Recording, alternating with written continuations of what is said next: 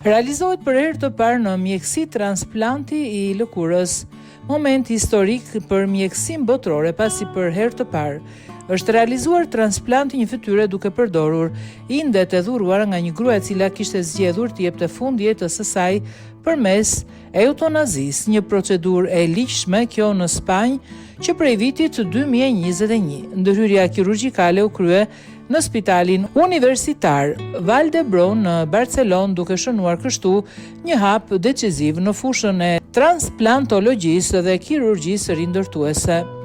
Operacioni u krye nga një ekip prej rreth 100 profesionistësh mjekësor dhe indet e fytyrës së pacientes që i dhuroi ato, edhe u aplikuan tek një paciente që kishte pësuar dëmtime të rënda të indeve të fytyrës si pasojë e një infeksioni serioz. Këto dëmtime kishin cënuar funksionet jetike si frymarrja, ushqyerja dhe të folurit.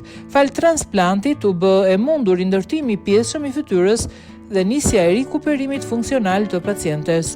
Donatoria kishte dhënë më parë pëlqimin e saj për dhurimin e organeve dhe indeve pas procedurës së eutanazisë. Ky miratim u lejoi ekipeve mjekësore të përgatiteshin me kujdes për ndërhyrjen komplekse, përfshirë përputhjen dhe përgatitjen e saktë të indeve të fytyrës. Operacioni u drejtua nga drejtor Joan Pere Barret, shefi i shërbimit kirurgjisë plastike dhe djegjeve në Vall d'Hebron. Sipas Barretit, ky lloj transplanti përfshin transplantimin e lëkurës, muskujve, nervave dhe strukturave kockore, si dhe përdorimin e vazhdueshëm të medikamenteve të ndryshme për të parandaluar refuzimin e indeve.